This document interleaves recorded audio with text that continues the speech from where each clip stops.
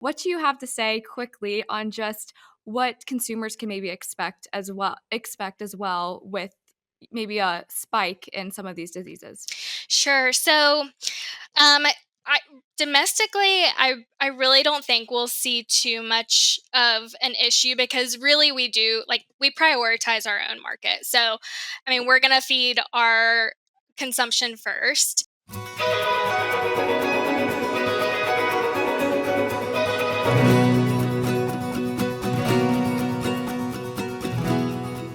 Yeah, it sounds like you wear a lot of hats. And talking about trade policy, Yeah. what are there any major issues in trade policy right now that our farmers should be aware of? Yes.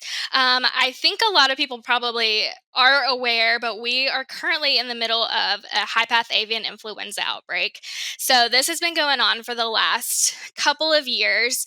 The first year, we saw it come through really hard, really fast. And then during the summer months, it starts to taper off a little bit because it gets hot outside and starts to kill some of the disease. However, it started to come back and show up a little bit this past fall and through the winter. It's kind of made a resurgence. However, every time there is an outbreak, we learn more and more. So we're seeing a lot more biosecurity measures.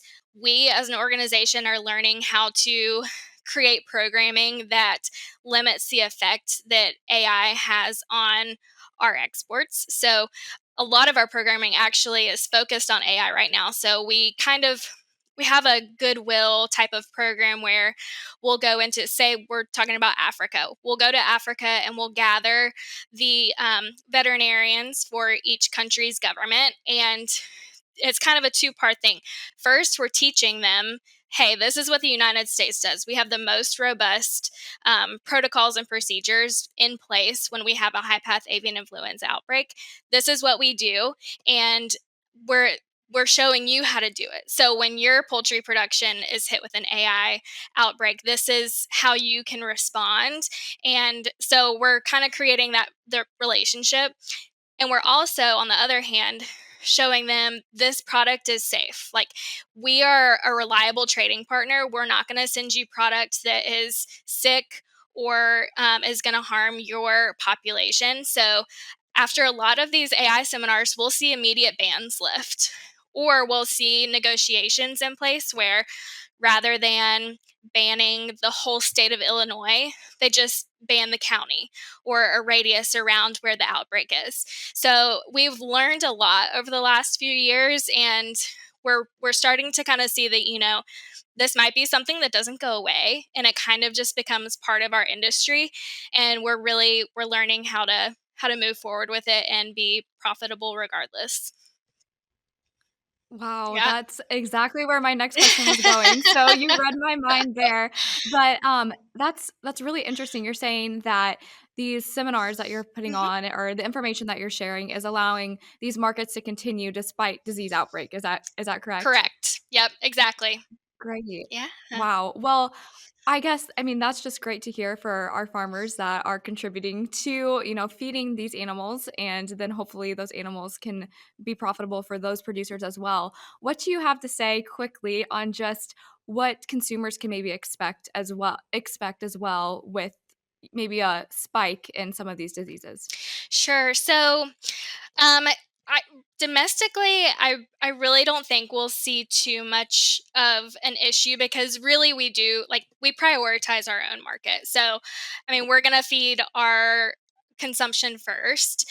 Um, and honestly, if with trade being the first part that's affected by AI, we'll probably have more product on the market. So, like, for example, Mexico is one of our largest trading partners. If all of a sudden they decided, hey, we're not taking any more U.S. poultry, we're gonna have a lot of product on the market. So that's when you start to see the trucks that are selling, cases frozen out of the truck to consumers. So if anything, you'll see a decrease in prices.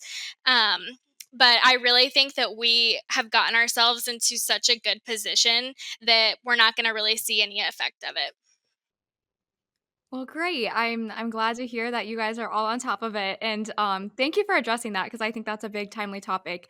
on the mind of a lot of our farmers. But Shelby, is there anything else you'd like to add? I think you covered a lot of our main Yeah. topics here today. No, I just want to say thank you. I kind of mentioned it at the beginning, but our partnerships with our corn and soybean farmers is truly very integral to who we are as an organization. About 40% of our program funding comes from these types of groups. So, like when I say we can't do what we do without you, I really and truly mean it. These AI programs I'm talking about are funded by Illinois Corn. So, it's truly such an important part of our organization that we all of these good things I'm talking about of like we're on top of it and you're not going to see anything. It's because of groups like yours. So truly thankful, and thank you for having me on here to talk about it. Yeah, well, thank you, Shelby, and we're really thankful that we have such a great market to pour our corn into as well. So, thank you so much, and we look forward to hopefully having you back on another time. Yeah, thank you.